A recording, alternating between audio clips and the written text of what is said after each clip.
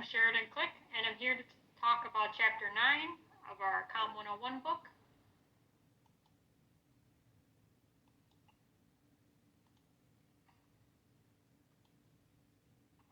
So this is our book. It's Practically Speaking. It's the 3rd edition. It is by J. Dan Rothwell. Chapter 9 is Speaking Style Using Language. In this particular chapter, we're going to talk about oral versus written style, style in the electronic age, and standards of competent oral style. Some learning objectives that are going to come out of Chapter 9 are construct speech content that blends oral and written style to engage an audience in the electronic age, effectively incorporate clear and precise language that fits speech content for a given audience, and effectively incorporate vivid language that fits speech content for a given audience.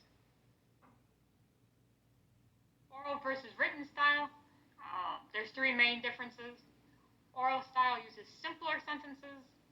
Oral style is more interactive with the audience, and oral style is less formal than written style. Use language clearly and precisely. In this particular example, it says hand-carved stuff. What is stuff? Stuff could mean any kind of definition to a lot of people, plus that definition could mean something different to another people, and just having a shared meaning of what stuff is. Traditional versus contemporary styles. Traditional style is factual, organized, impersonal, and analytic.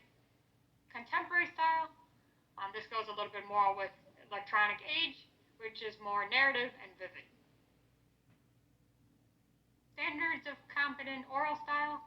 They contain these 3 particular things: clarity plus precision plus vividness. Clarity, saying what you mean. Clarity comes from a simple, concise style. When using clarity, you want to avoid jargon, euphemisms, and slang. Avoiding jargon. Jargon is the specialized language or verbal shorthand of a profession, trade, or group. In this particular example, it says bushel, basket, of bowl. Avoid euphemisms. Euphemisms are indirect or vague word or phrase to conceal unpleasant or offensive realities. In this particular example, it says, I don't like to call it failing. I prefer to call it preparation for success.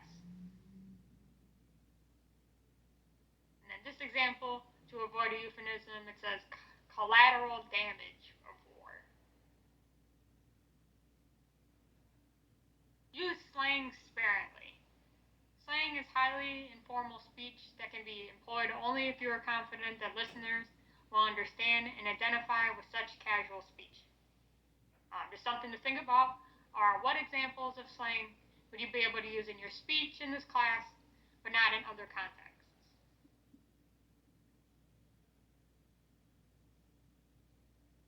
A clear style is simple but not simplistic.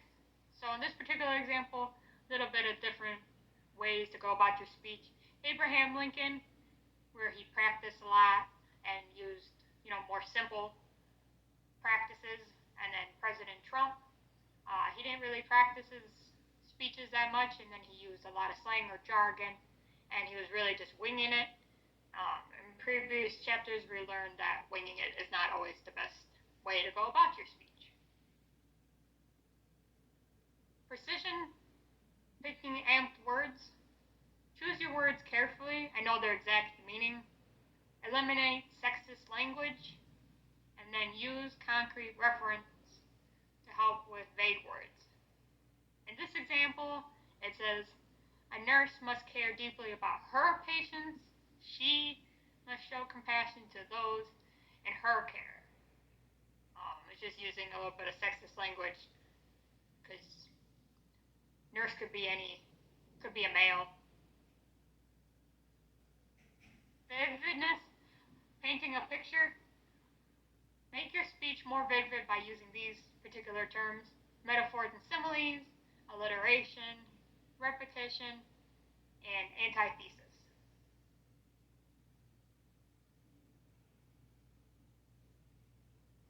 Metaphors and similes, these are figures of speech. A metaphor is an implied comparison of two seemingly dissimilar things.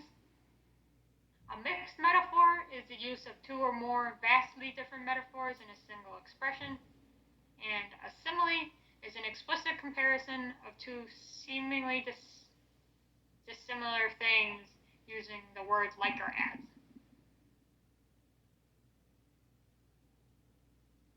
Are these effective metaphors?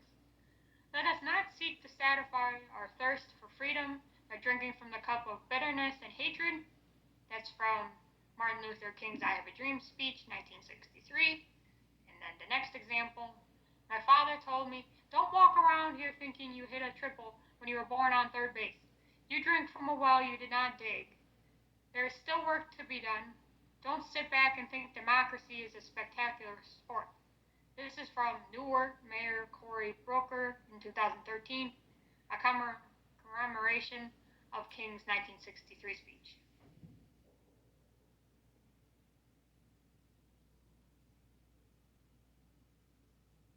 Avoid cliches. Cliches are once vivid expressions that have been overused to the point of seeming commonplace. What an emotional roller coaster. Think outside the box. There's plenty of fish in the sea. I'm in between a rock and a hard place. He got thrown under the bus.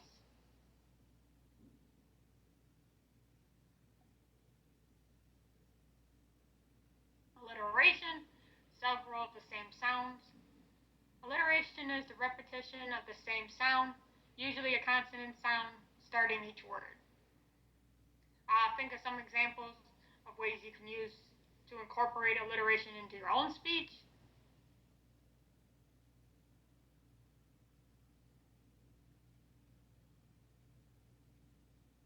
Repetition, rhythmic cadence. Repetition is reiterating the same word, phrase, or sentence, usually with parallel structure to help unify a series of ideas and create a powerful, vivid effect with your audience.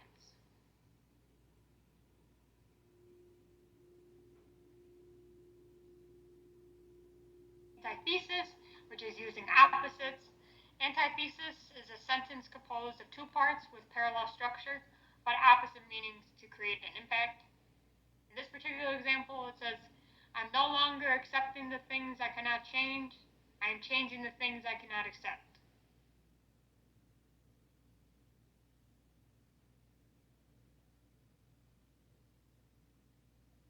In review of the Chapter 9 learning objectives, construct speech content that blends oral and written style to engage an audience in the electronic age.